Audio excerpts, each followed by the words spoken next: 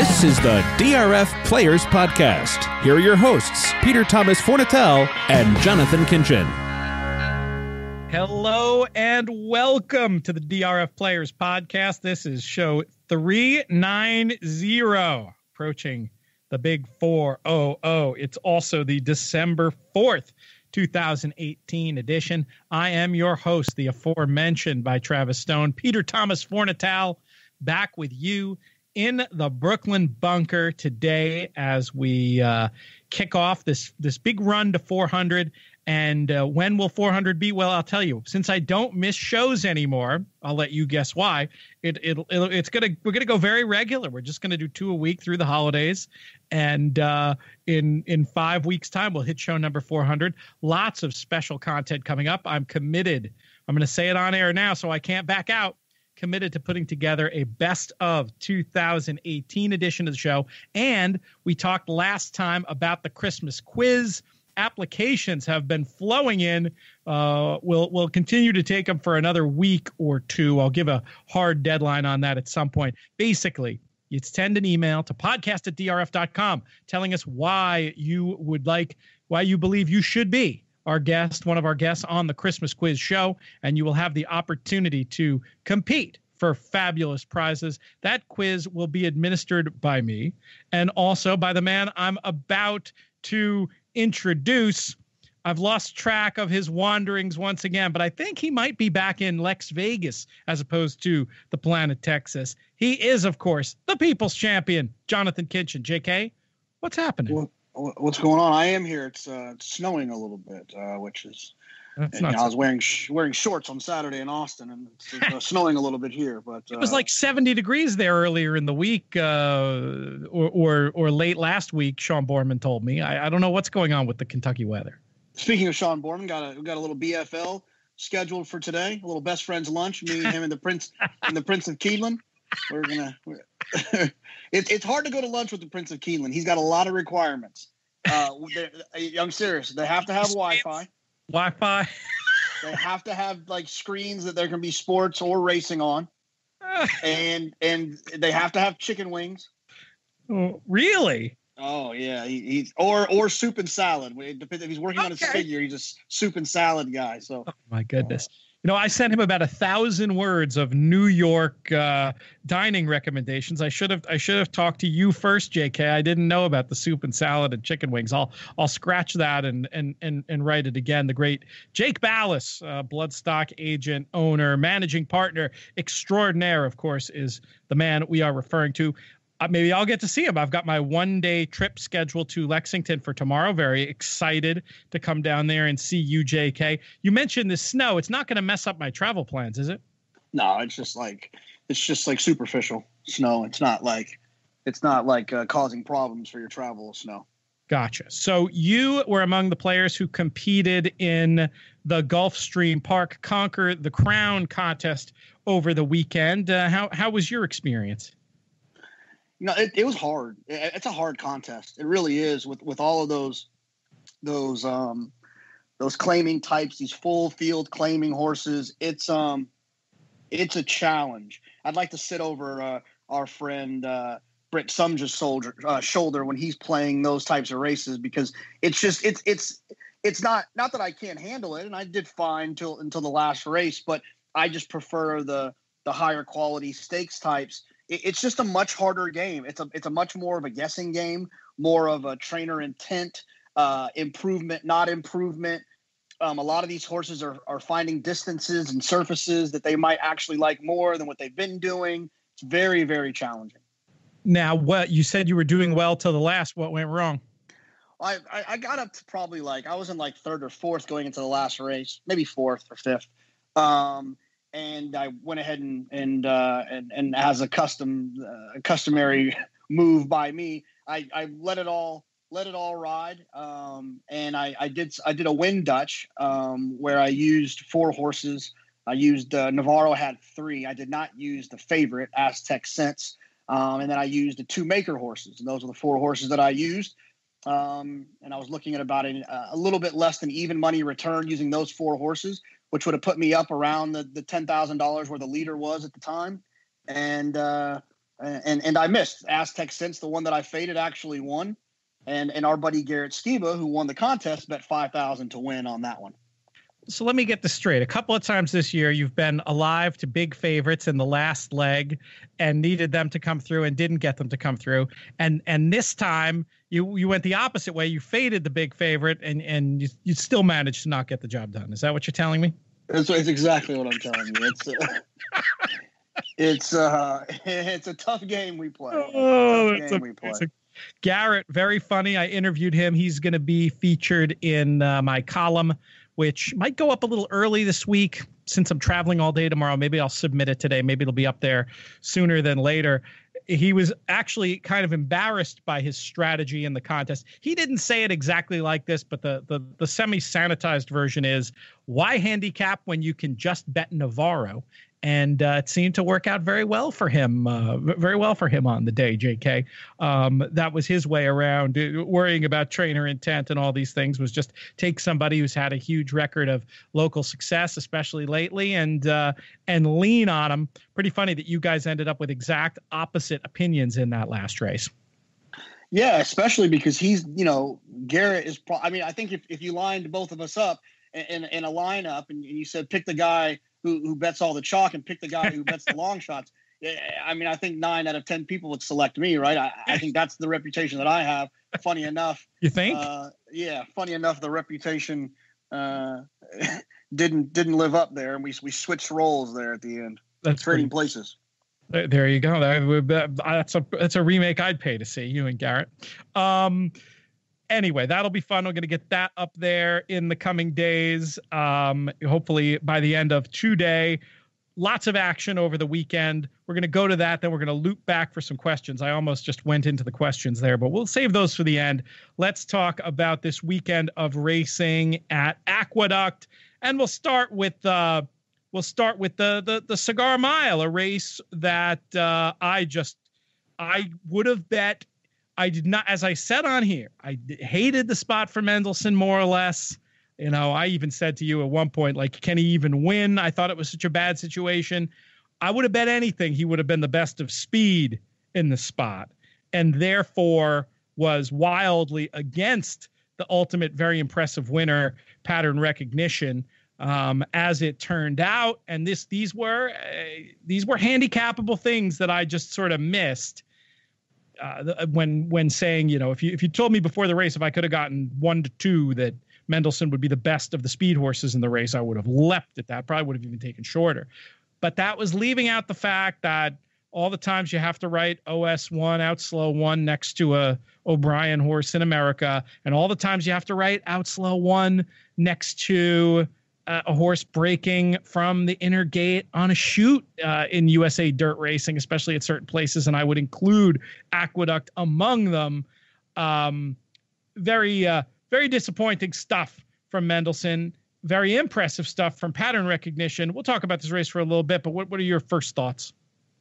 My first thought, I think, is I'm bummed that he's retired. I feel like, I think David Aragona, paraphrasing, said something on Twitter to the effect of like, you had 2 flashy wins in his career with the Dubai the World Cup race, the UAE Derby, and then also the Breeders' Cup Juvenile Turf. But it was some of his other performances that really kind of wowed me and made me realize his talent level. How he ran in the Jockey Club Gold Cup, how he ran in the Breeders' Cup Classic, and then even this race where he was against the track, I think, where the inside is not where you want. The inside was very bad on Saturday, right? And it's how it's kind of has been at Aqueduct. And so he found himself down in there. He didn't make the lead after being hustled away from there, and then he kind of had to kind of take out of that spot because Pattern Recognition got where he wanted to be, and I thought he actually ran pretty good considering all those things. So long story short, I'm bummed that we're not going to see him again. And we're not going to see him. I was excited to see him in the Pegasus. If that's where he would have shown up. Such a better spot for him. I mean, we talked about it. It's funny on this show where, your famous quote about Exaggerator came to mind to me when I was looking at this race after the fact, where you famously, and I'm not sure this was ever supported by data. I'll throw that in there as well. But we're so firm on Exaggerator being a one-turn horse. I think we can say that Mendelssohn is most definitely a two-turn horse and/or the longer, the better type horse. And these sharp 1 mile races are just, to me, they're the spots where he underperformed to me. And I just think for me, it was a case of being in the wrong spot. And I don't know, maybe they figured that he couldn't even make the lead. He was telling them that is often a sign of being off form, and maybe he's just done and they've had enough and they don't want to anti-market him, sending him back one more time to the Pegasus. But I just can't shake the feeling that if this race hadn't been on the dance card, and I'm sort of talking out of both sides of my mouth here, right? Because I did praise Connections for bringing him over beforehand. But with the glorious benefit of hindsight, it certainly seems that a race, it was always going to be much harder to me for him to boss the pace at a mile in this spot than it potentially would have been going farther. And now, again, with apologies for having said what a brave, cool thing it was to see him here. Now I'm wishing we could back to the future it and just take this one off and see what he would have done in a race like the Pegasus. Was this horse mismanaged, JK? I mean, I've said from the beginning, I think, so I don't feel like I'm speaking from a perspective of hindsight. I just feel like if you have a horse with this talent and you're trying to turn him into a dirt superstar, then let's give him to a dirt superstar trainer. I don't want to say that Aiden mismanaged the horse, but I'm just saying I just feel like he could have developed some other skills that would have helped him along his dirt grade 1 journey, American grade 1 journey, if he would have been with a Todd Pletcher or a Bob Baffert. Those guys just know how to train those types of horses. And I'll say the same thing about Aiden O'Brien. I mean, if you gave Collected, who has an unbelievable amount of turf pedigree, if you give Collected to Aiden O'Brien, he probably wins a grade 1 over there on turf somehow, if he's just with Aiden all the time from start to finish. So I guess that's the only thing I would say in terms of quote unquote mismanagement. I don't think he made any mistakes. I just think that there could have been some. He didn't squeeze the lemon dry per se when it comes to his ability on dirt. Let's talk about this idea that Mendelssohn was a better turf horse that's been espoused in many corners. I'll tell you. I'll just ask you your opinion before I weigh in with mine. Any validity to the idea in your view that Mendelssohn was a better turf horse than dirt horse? I just don't think that we saw him run on the turf enough to declare that, right? I mean, he ran in the juvenile, and he just turns out in hindsight he was just better than those horses. Got the running of the race as well. I'm not sure I'd say that. He absolutely had the run of the race, and he had the perfect trip. No, that's what I'm saying. He had the run of the race. That's what I said. I didn't say he didn't. You also said he said he was better than those horses. No, but I think that in hindsight, he's better than the horses. He is a better horse than the horses that were running behind him. You think he's a better horse than Massar, who won the Epsom Derby? Yeah, the worst trip we've seen in the history of the world in that race. Well, then I think you think he's a better turf horse for sure. I'm just saying on ability, I think he's a better horse to a certain. I'm saying I just don't think that. My point is what he did in the juvenile turf doesn't make him a better turf horse than dirt horse. It's not enough. There's not enough. The sample size is too small. It's not enough evidence there. I think that's fair. I really didn't understand the point at all when I first heard it, that he was better on turf for a few reasons, not the least of which was it just was such a way of looking at the world that I don't like this sort of unrealistic way of looking at the world. That could even be right. You could definitively, God could come down from heaven and say he's a better turf horse and he still is running on dirt because of what it would mean economically. So part of me didn't like that argument just from a pure rooted in reality point of view. But then, as impressed as we've been by so many of the dirt efforts, I didn't really like it either, a little bit on the lines of what you were saying of the sample size was so small. But going back and looking at how incredibly live that race was, and even though it wasn't that fast, just projecting the type of improvement that he may have had he continued a 3-year-old campaign on the turf.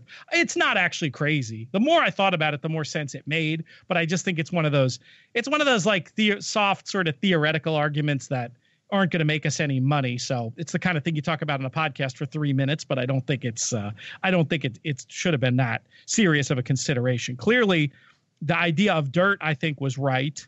And I just don't love the way the campaign ended. I feel like a point to the longer race where you'd have a chance to get that trip that he really wanted the whole time, as opposed to, something tighter against horses with more speed. I said ahead of time that this part isn't second guessing. You can still, I guess, I don't think it's that contradictory to applaud someone's sportsmanship while still questioning whether it was the way to get the best result. And I think clearly we would have gotten a better result seeing the horse running farther than where we saw him last weekend. And that's not inconsistent, because I said that before the race. We have to talk about the winner, pattern recognition. Did you see this coming at all?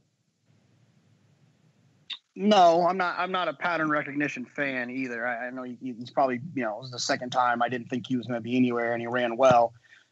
And and I'm not sure what it says. I just wasn't crazy about the fact that he didn't run in the dirt mile. He clearly could have, but maybe there was a reason. Maybe he needed more time, maybe whatever. But I kind of took that as a negative, that he skipped for this. Not that the Cigar Mile is anything to be ashamed of. It's a grade 1. It's a historic race. It's just that part of it kind of threw me off a little bit. I'm just not overly impressed with him, but he ran well the other day. But some of the monsters didn't really fire, right? Like Coppertown didn't fire. Coppertown was horrendous. Now, he did have some trouble at the start. Was that enough for you to give him a free pass on that? Or do you feel like we missed something? Were there maybe signs that this was an ouchy one and they were trying to get him the grade 1 and maybe wasn't as reliable as we made him sound like he was on the show on Friday? Yeah, I don't think the start was the reason that happened. I'm sure it didn't help. He ranged up. He got into position, ranged up a little bit wider than I think you probably would want to be, but didn't really have a stone in his way. He just wasn't there. Something just didn't go right with him. Yeah, I don't think being wide on that track was a bad thing at all. I wouldn't count that amongst his excuses. Another interesting thing I just noticed, actually, looking over the Timeform US charts, they had the track coded red, or it looks more like the pink than the bright red, suggesting that it may have been favored towards speed, which isn't usually what you expect from a track where the inside is so bad. But I will say it sort of matches my I haven't really poured through the charts and watched all the replays 3 times or anything, but it is sort of logical to me that speed on the outside was where you wanted to be. Was that your impression?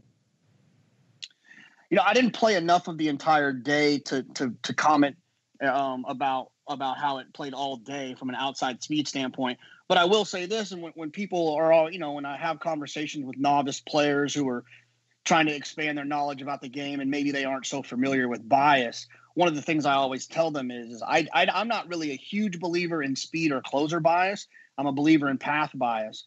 And so I don't find it to be, it's not problematic to me that outside speed could do well, especially if the inside's not good. And it's been that way. So I would think a lot of the riders kind of understand that too. And so they'll do their best to try to get off of that, or to sit outside, or be aggressive from an outside speed standpoint to take advantage of the fact that the inside speed horses, inside pocket type horses, are going to be at a disadvantage. Yeah, I think both types of bias are very real in terms of factors of why front runners or closers might be advantaged or disadvantaged. It's a lot. The UK racing is a lot better laboratory for it with the straight racing, because then there's a very direct correlation with the wind. Rob Dove, one of the top 10 pro punters in the UK today, does a lot of work in advance, has certain websites he'll look at that have the wind patterns, have the forecasts, and he'll know going into the day, okay, wind's going to be behind them here. Expect the front runners to do better, or they're running into a headwind here. Let's look for horses coming off the pace. And I think it's obviously more complicated with 2-turn races, but I do think what I've heard, and I haven't done a lot of work on this myself, but just talking to Dove and others, that wind on the backstretch sometimes will create a situation where either front runners or closers can be advantaged. It's definitely an area for further study. It'd be a fun one to do in conjunction with some of our databaser friends who are listening. If you could just keep track of the wind along with the biases and see what sort of correlation there is. It definitely seems like something with the use of some next level grinding on putting the data together and then looking at with a computer, you could probably come up with something. Pretty interesting as a further area for research on that one. Another horse who was on the lead pretty much the whole time was Maximus Mischief, JK. Super short-priced winner for the pod, but not the favorite, at least in the end, which surprised me a little bit. Coated blue throughout from time form, ends up with a 114 figure, downgraded to a 110 on the performance rating as a result of being able to boss those slower fractions. But visually, I thought it was a pretty nice effort. All you could do is beat the ones who show up against you, and he had at least one serious rival in Network Effect, and he got the job done. What's your thought of this son of Into Mischief, JK?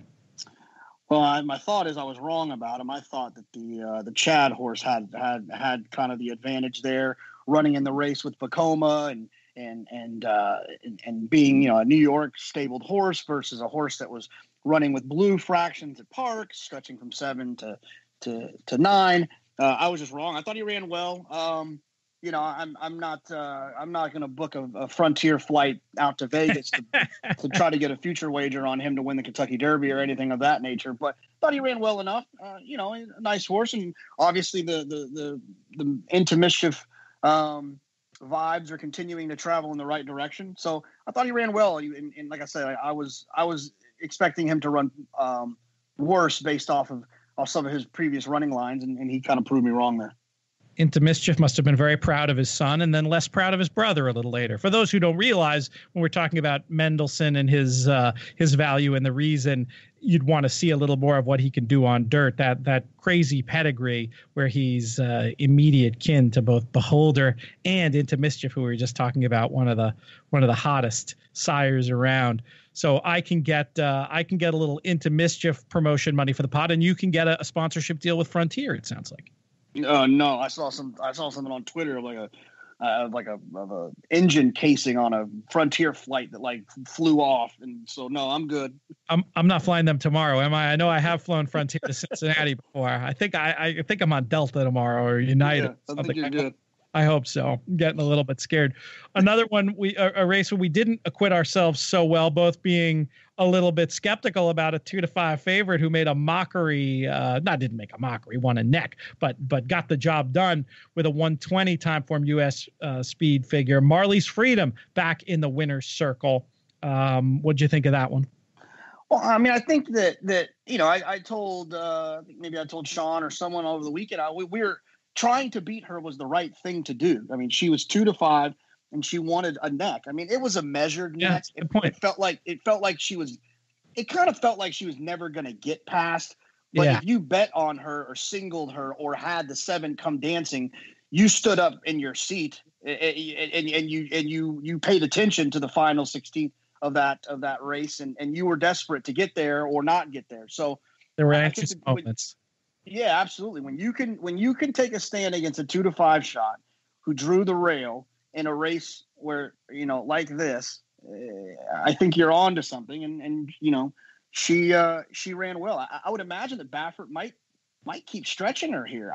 I mean, after that performance and, get her back on the West Coast into some softer fields and maybe try to sneak a 2-turn grade 1 into her from a broodmare standpoint. I would imagine that's probably pretty powerful thing to add to the resume. Well, what about we were talking about it before? What about the Pegasus? What about a deal where you could get a favorable deal to get the slot where you're taking out all the risk with the thought of I guess it's not technically a grade 1 though, is it? I mean, what is that? I don't know. This is one of those things where I'm totally out of my depths in the breeding industry. What does third in the Pegasus do for her value? Anything? Yeah, I think it matters. I mean, I think that, because there's no science to to getting black type in a grade 1. It's not a scientific thing. It's still an opinion thing where someone tells you, whether it's a piece of paper or someone says this mare was 3rd in a grade 1, she's got black type. I would imagine that when Marley's Freedom goes to the ring after running 3rd in the Pegasus, they're going to say she ran 3rd in the $12 million Pegasus, right? I mean, and it would still carry the same value. So do you think there's any chance of it? I don't know if you've read that could happen. It seems like a far-fetched idea. Yeah, the only I didn't even think of it until you said, I wonder if he'll keep stretching. That race was a mile, wasn't it? So 1 1/8 would be the next thing to stretch, and then you got that giant race just sitting there. So that's what put it in my head. I haven't heard a thing. No. How old is she? Is she 4? She's got to be 4, right? I just clicked off the race, but I can click right back. I'm pretty sure she's 4. I was thinking maybe she could get involved in that fun series that's the La Brea and the 4-year-old series in Santa Anita. But obviously she's not. She won't be able to do. I don't think so. I would imagine he'll try to sneak her in one of those, like, those races, like I don't know when the Zenyatta is, but the Zenyatta or the Beholder or whatever it is.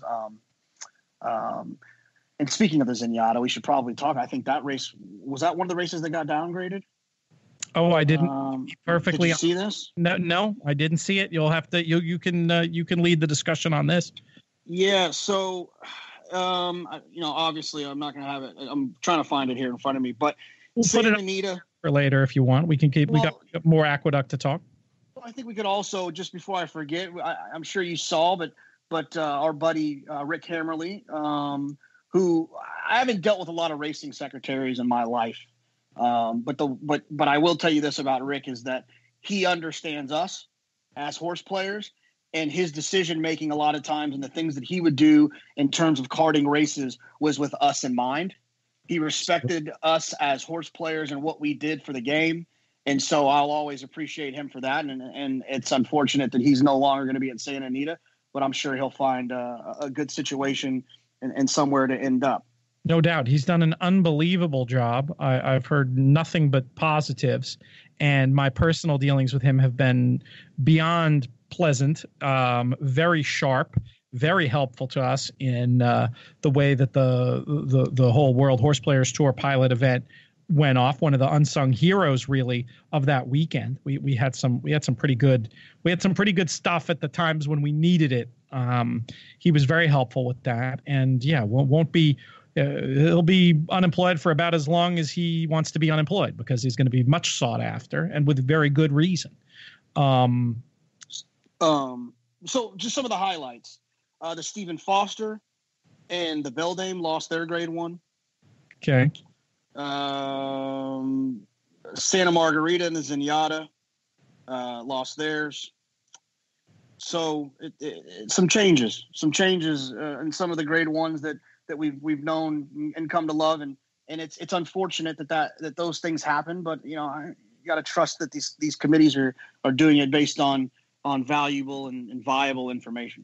Not looking at any specific data. The one that surprises me, just like gut level surprises me a little, is the Foster. But then you think back to how that race has come up the last few years, and maybe it's not so surprising. It's a win and you're in, isn't it? It is. It definitely is, because it was the subject of that first of the Breeders' Cup TV shows that was that followed win and you're in races. So I know that it was. Did any horse that run in it make it to the Breeders' Cup? That ran in it make it to the Breeders' Cup? The winner of that race was Pavel. Correct? Pavel. Okay. Yes. He ran. Yes, he did. Yeah. So the fact and that then you years past, I think it's been fun. Yeah. I don't know. It's not it's one of those things that you could talk about on a podcast, but it doesn't. It's the connection of talking about graded stakes committees and their decisions to actually making money betting horses or even having fun at a day at a track is a thin tether. I will say this. It is weird that in 2013, Fort Larn won it, who won the Breeders' Cup Classic. In 2017, Gunrunner won it. Won the Breeders' Cup Classic. Forgot about that. In 2010, Blame won it. In 2008, Curlin won it. That feels pretty grade 1-y when you look back beyond this year. Tough. Yeah. Interesting. Yeah, I think that was my gut of the one to question. So I'm going to stick with my gut. And some interesting winners in the past too. Just St. Liam, Street Cry, Victory Gallop, Awesome Again, Black Tie Fair. Anyways, it sounds like a Grade 1 race, is what you're trying to say. Sounds like one. Let's finish up at Aqueduct, and we'll finish up talking about Positive Spirit. Now, I can't remember. I should have listened back. Can you claim this as a winner you gave out? I remember you saying something nice. No, I didn't. No, I had nothing to do with this. I was only talking nice about Philly Joel. You definitely. I had some note about, like Brissett ? Just as, well, here's the funny part about it is 3 weeks ago, or maybe 2 weeks ago, whenever nominations for this race were, me and the Prince of Keeneland were Are you having take credit for Rudy Brissett entering this horse in this race. No. I'm fly on the wall for this thing. Okay, good. We're sitting having wings, having wings and having adult beverages, watching football on a Sunday. How Rudy, unusual. Yeah, Rudy comes by. He stops by. Him and Jake are good buddies. So Rudy comes by, and Rudy's telling Jake, "Hey man, I want to ride. I want Manny to ride Positive Spirit. Can you call Angel for me?" And so Jake calls Angel, and Angel's like, Poppy, I'll tell you. And he like takes forever. And then Rudy's calling him again the next day. And finally, Jake gets Angel on the phone and gets the commitment for Manny to ride Positive Spirit. And they win by 10, and Manny's on another good one. Another on or near the lead all the way. This time through red fractions throughout, which got the 103 figure upgraded to a 107. What's the future for this Positive Spirit, in your opinion? And did you see anything else in here worth yapping about? Well, not to pile on our good friends at NYRA, but apparently there were some timing issues. So that I assume these are corrected fractions from Craig. Yes. If you're He's ever not gonna post, Craig's not going to post them if he don't believe in him. If you're ever in doubt and you want to know if a race was timed correctly, he's the man you ask, Craig Milkowski. He tirelessly works to make sure that those things are accurate, and he tirelessly fights that our industry do a better job of doing that. I know. It is. Let's take a minute. Let's just take a minute and vent, because I have had this note forever. In all the patting the people on the back and all the pats on the back and everything you hear from and there are friends and I like the place, but the free pass that Kentucky Downs gets on this issue, and the fact, not just to pile on them, because it's industry wide, and I can hear it now. I can hear the excuses now. Well, even the timing systems aren't accurate. So why are we going to spend all this money for data that might not be accurate? It's not that hard to come up with a solution to, at least after the fact, do the kind of work that Craig is doing to provide bettors. I get it. Like, maybe during the race, it's going to be prohibitively expensive to get something that you feel confident about. But at least after the fact, the work that Craig is doing, it's video editing software. It's with the help of the host track to design ways of more easily using video editing software to time the races. I mean, Dove was doing this for years before the information was commercially available, using video editing software to come up with sectionals for UK races. One of the things that makes him one of the top 10 pro punters in the UK today. It's not that hard. If anybody's interested, I'll do my thing again, where when I criticize, I like to say, hey, I'll help. I'll give free consulting on this. I know several people who would be able to help in, at least after the fact, providing accurate times, as opposed to the mishmash situation that we often find ourselves in now. Anyway, rant over. Just wanted to get that off my chest. Here's the thing. Our industry, there's free giveaways. We give away beach towels. We give away hats. We give away bags. We give away T-shirts. We do lots of things to get people to come to the racetrack and to spend their hard-earned money on this game that we all love. I just feel like the disregard for the horse player who is requesting accurate information in which that they can then wager their money on it's not asking too much. And I just wish that there was and here's the problem, right? I've had conversations with horse players who don't quite understand why a speed figure is a speed figure. So I can understand how the higher ups at these institutions don't understand why the final time and the sectional times being correct is so important to the gambler, because they don't even understand what a speed figure is and why that can affect the way the world works. But they got to do a better job. And look, I'm never going to pile on. Apparently there was at NYRA this weekend, there was a beam that was blocked. Stuff happens, right? Stuff happens, but let's try to find a way to improve the situation where those things don't happen as often. I agree. I think those two steps, do your best to minimize it, which I assume they're doing. But my point is, after the fact, at least, I think there's got to be more to be done than has been done at a lot of places to provide accurate information after the fact. It's still really valuable. And you know what? Yes, this might only matter. This certainly matters to no more than 10% of your customers. It might be 5%. It might be 2%. But it's that percent that's betting wildly high amounts of money. These are the people whose needs you'd be serving basically function as annuities for racetracks. They bet so much money that professional horse players, et cetera, just big gamblers who are serious, they're betting so much money that a racetrack can expect, tens of thousands more potentially off these people. These are the customers whose it's important to meet every customer's needs, no doubt about it. But in the hierarchy, these needs are they shouldn't be an afterthought. They should be VIPs. They should be treated like VIPs.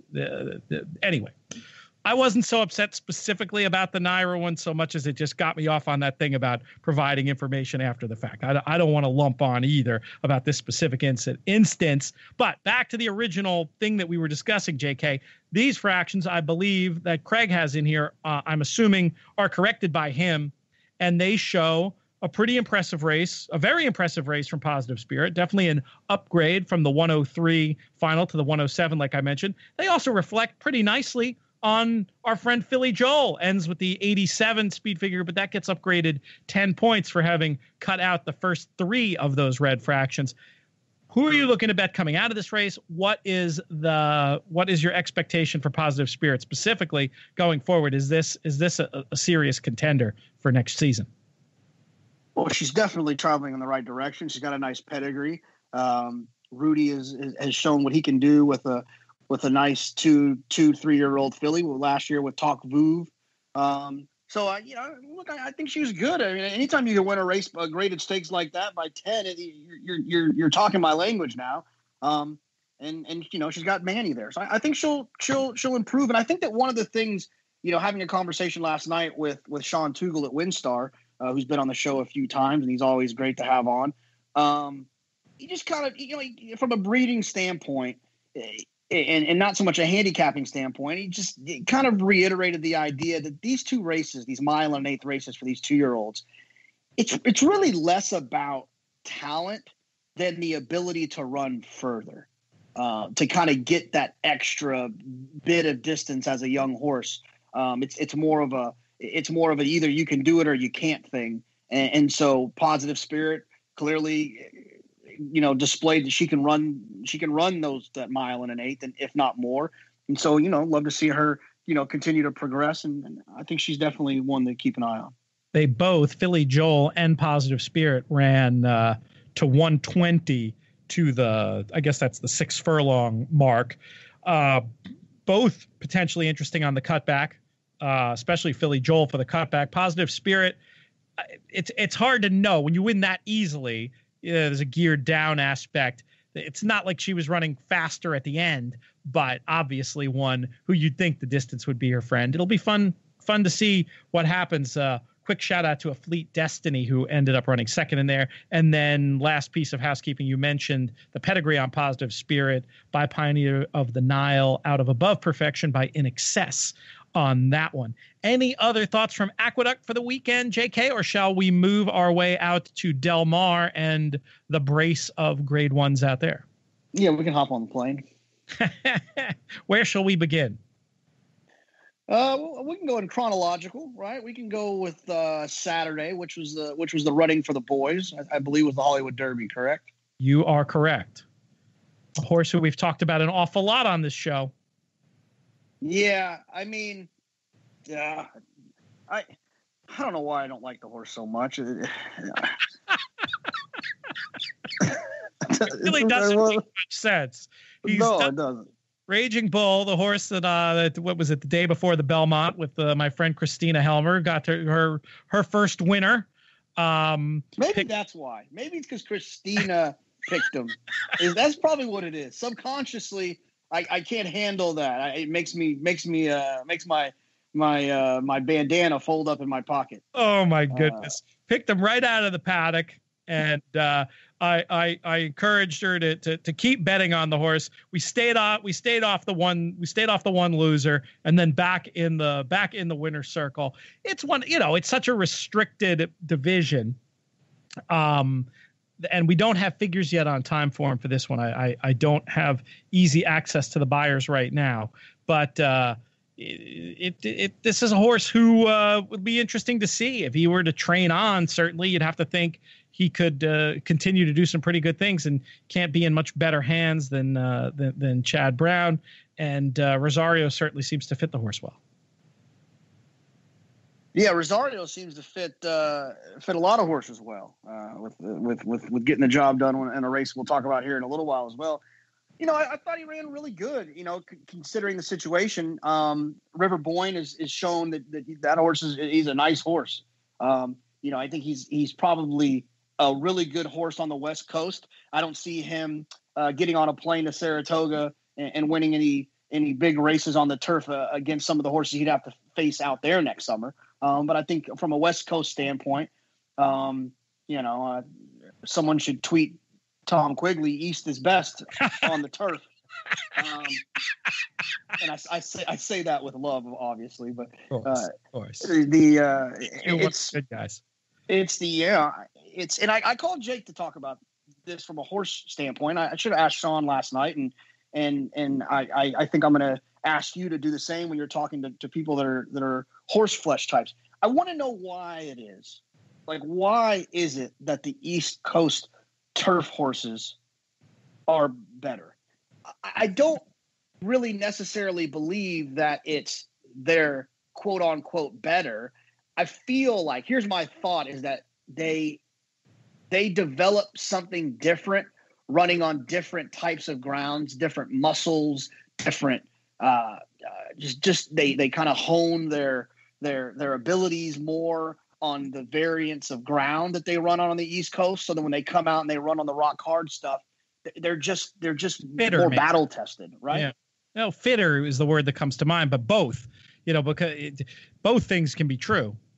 It's really interesting, and I've always accepted it as a truth, and I've never really thought about the why. So that is one that's worth trying to look at a little more scientifically. Like if Chad moved out west, same scenario, same horses, it gets all the same.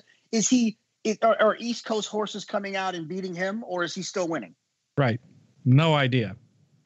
Yeah, I don't either. Gut says still winning, but it would be an open question. And Instilled Regard ran very well here too. Just again, I don't have figures, so I'm just looking at the chart. But I mean, whenever you see that of the top 4 spots, first, second, and third were 11th, 8th, and 7th early, right? So it feels like a race that favored horses coming from off of it. And then there's Instilled Regard, who was second ahead early and ends up third still. That feels like a pretty big race, speaking of ones coming from the East Coast for Chad. Right. I mean, we had kind of hinted that he was going to be an interesting type based on who he'd been working with on the West Coast. Yes.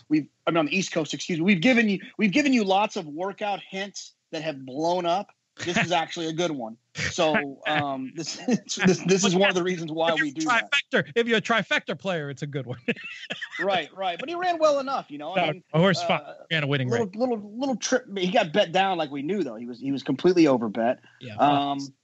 I had seen on Twitter, I didn't see it live, or maybe I did see it live, but I didn't notice the trip live because I wasn't involved.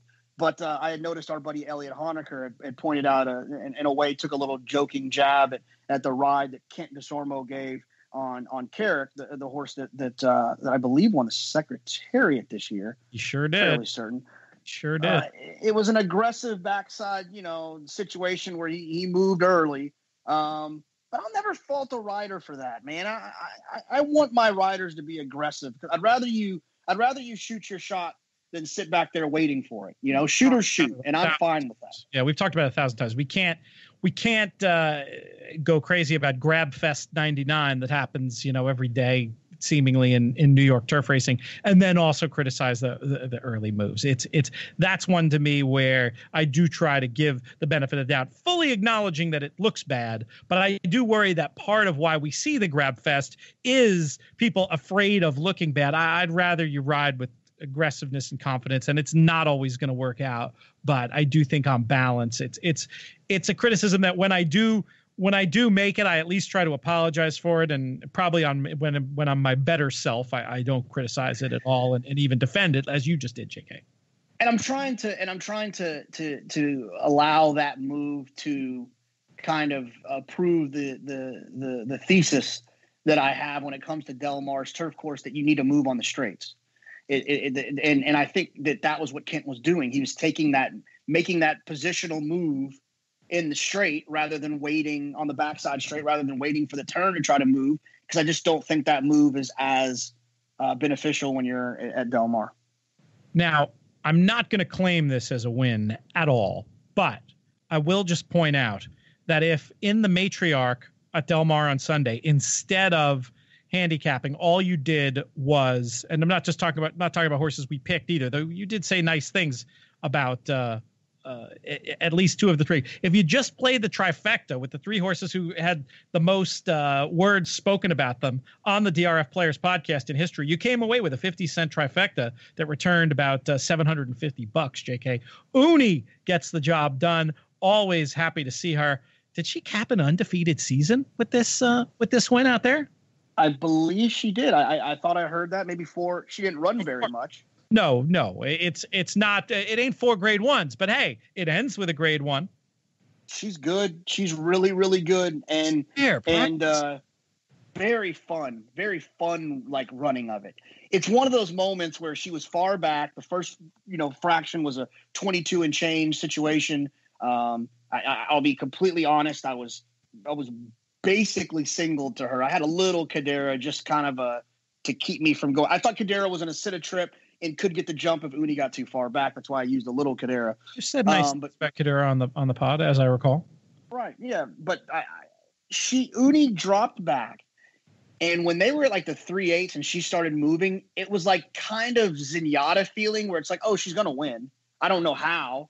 She's flying and she's going to win. And when she like kind of dipped down inside, Joel rode her beautifully and then swung way outside. And she was so wide that you lost her on the TV screen for a while. But it was kind of fun because you were just waiting for her to come back into the picture, and you just knew she was flying. And then she came back into the picture, and unfortunately she snapped our buddies Manny Franco and George Weaver with Daddy as a Legend. But obviously I was very happy about her getting up to win from a financial standpoint. 27-1, Daddy as a Legend runs second. Kidura does hang around for third at 7-1. Not too bad. Basilica was overbet. I understand she's won a lot of races in a row, but a lot of those races weren't like, I mean, I think there were some grade 3, some starters, I get it, but the fact that she was so like she was 2-1 and Uni was 5-1, I thought that was a little bit bizarre. Oh, well, I think what it is looking at the paper.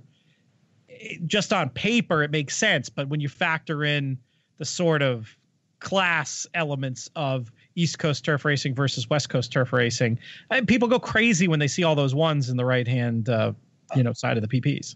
Of the two trifectas in the grade 1 races on the turf out west this weekend, 5 of those horses were East Coast horses, East Coast based, East Coast raced. This trifecta was all 3, and obviously River Boyne split the other 2 with Instilled Regard and Raging Bull. I think that says a lot. If you have a good East Coast turf horse, you might want to get him out west. I tell you one thing I've always wanted to do, and I'll say it out loud. I've tried to get Jake to do it. He's not much in the claiming game. I want to find a good East Coast turf horse with a little bit of speed, claim the horse, send him to Mike McCarthy, get some white and orange silks with a big JK on them, and let's just go to the lead. You're going to take this one for yourself. You don't want to put DRF podcast back there. You just want to. You're going full on self promotion. You do UT colors the whole bit. No, we'll put PTF on the sleeve. Small.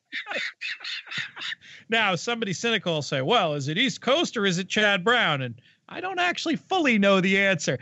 Of those 5, of course, you mentioned the Weaver, Daddy is a Legend. Of course, we've talked about plenty on here who ran second, but some of this overlaps with Chad Brown's dominance, and I don't want to leave that unsaid. I'll give you a chance to respond to that before we move on to the question that will round out this edition of the DRF Players Podcast. Yeah, I don't have it in front of me, and yes, Chad is definitely, but what? Harmonia, is that the name?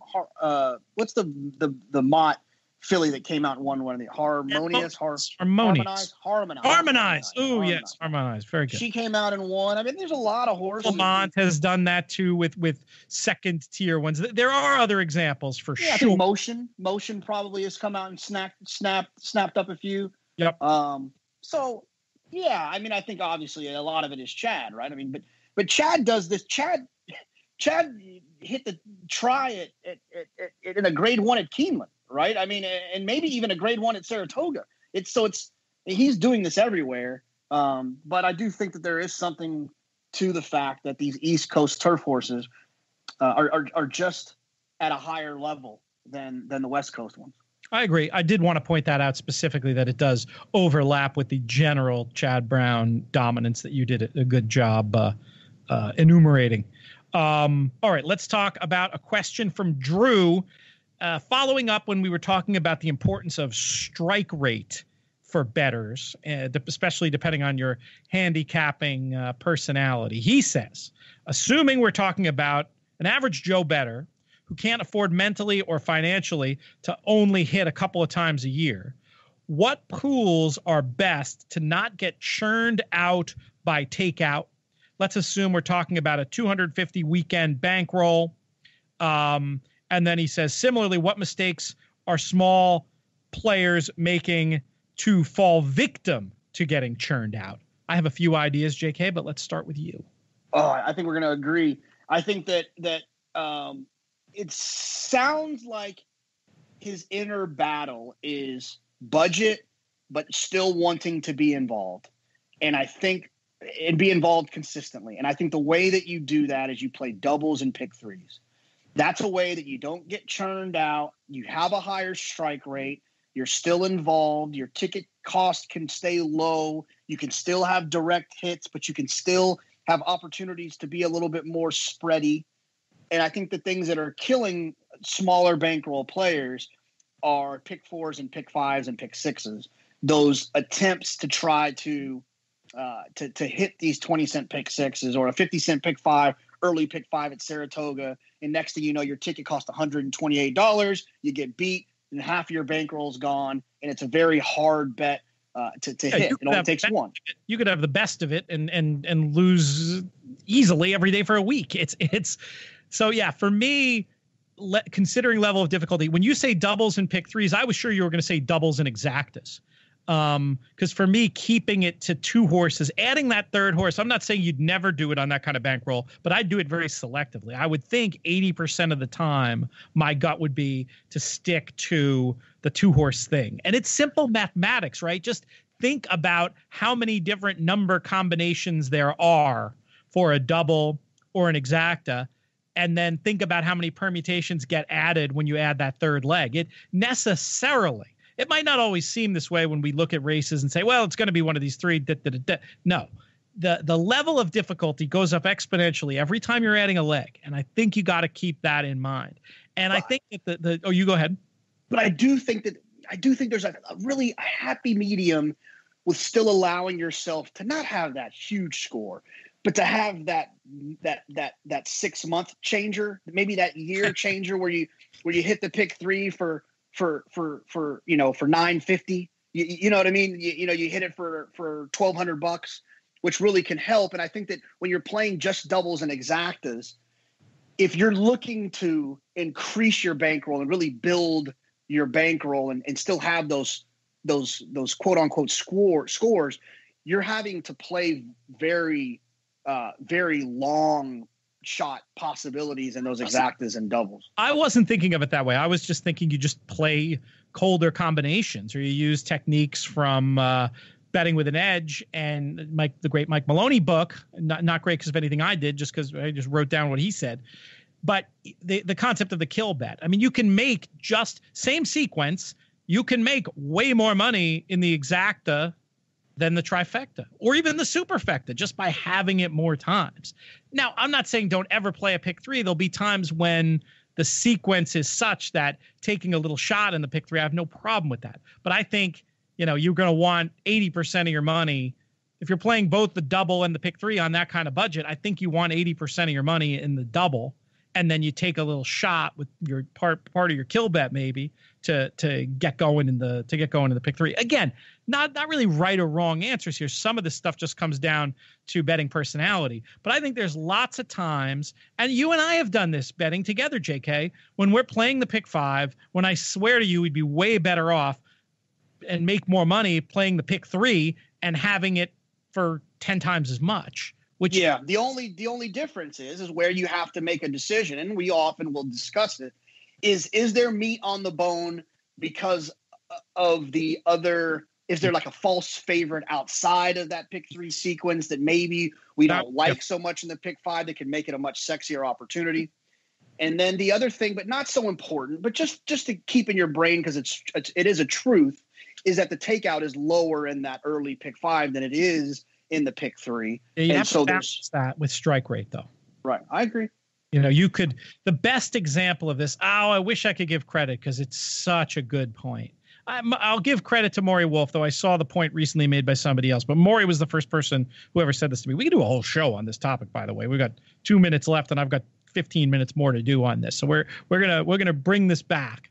But we're not going to run over today because I actually have lunch with Harvey Pack in the city. So I got to get moving. But this quote from Maury Wolf, Powerball could be positive expectation. Let's say you knew that, I'm just going to use very round numbers, that $1 million went in and $1.2 million went out in Powerball. But you're still just mathematically 1 or $1 million. Again, you're just using very round, easy numbers here.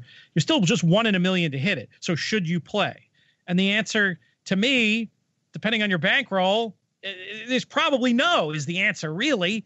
I mean, you can make an argument, well, it's positive expectation over time. When you're talking about something that's so unlikely to happen, your time is not on your side when you talk about over time.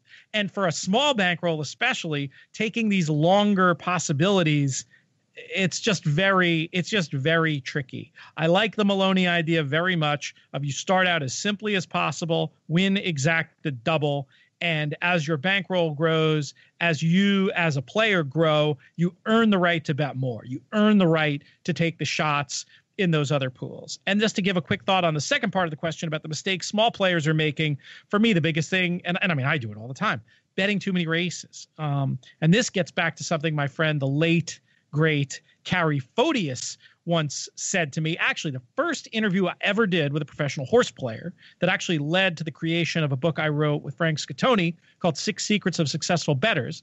And he said, you're in a casino. You have to win. You have 50. I forget. I wish I could remember the exact parameters. It was so good. But it was something like you have a roulette wheel and you have to make a certain amount of money. What do you do? What bet do you make on the first, and what game plan do you devise over time to make this money? And what bet do you make? That kind of thing. And he said, there is a right answer. Do you know this one?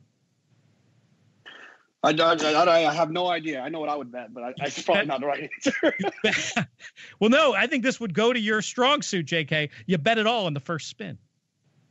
You bet it all. You get it in as quickly as possible, because as you continue to bet, let's say it was $100 that you had to turn into 500 or whatever. And I suppose the specifics of this matter, so the math guys are rolling their eyes and calling me names, but that's okay, because the point I'm trying to make is by the more you put the money in the middle, the more bets you make, the more you're allowing the house edge to happen. The more selective you can be, the better chance you have of avoiding getting churned out in the roulette scenario. That's true. And I think it's also true, generally speaking, at the racetrack. What was the bet? What were you going to say? What would you do? This is really stupid, but I only go to the roulette wheels that have I have like 5 life numbers, and the roulette wheel has to have 3 of my life numbers on there so that I know that it likes me. If I know that it likes me, then I'll do my $100 on black bet as I'm walking by. I don't sit and play roulette. I just do that while I'm in Vegas, and it ends up breaking even. But yeah, so the numbers are 2, 22, 10, 13, and 11. If those show up on there in any order at least 3 times on the board, that roulette wheel likes me. And I put my $100 bet on there to get to the 500. It's uncanny that you mentioned that, just because that was Carrie's bet in roulette. Black action, he called it. I mean, I think that's what it's called, black action. And he, in fact, after he passed away, our mutual friend who actually introduced me to him, my man, the judge, Bill Hohauser, renamed his fantasy baseball team in the league, which I'm commissioner, the Obsessive Compulsive Baseball Association, renamed his team from the Howitzers to Black Action in honor of Carrie. And that's your bet, Black Action. I love it. It's also a nickname of mine, Black Action. It is now. And with that, we're going to close this edition of the DRF Players Podcast, unless you have a very quick final thought, JK. Nope, I think I'm good. I'd like to thank Jonathan Kitchen, the People's Champ, Black Action himself over there on the other side of the microphone. I would like to thank producer AJ, subbing for producer Craig today. Producer Craig, though, as always, we appreciate you. Willie Nile for the theme song for this program. You can get more of his music at willienile.com, and Travis Stone, of course, who does the VO up top. But most of all, I'd like to thank all of you for listening. Look forward to reading more applications to why you should join us for the DRF Players Podcast Holiday Quiz. Hit me up, podcast@drf.com. We will be back on, we're going to do Friday. We good with Friday? Yeah, Friday's good for me. We're back on Friday. I'm Peter Thomas Fornatal. May you win all your photos.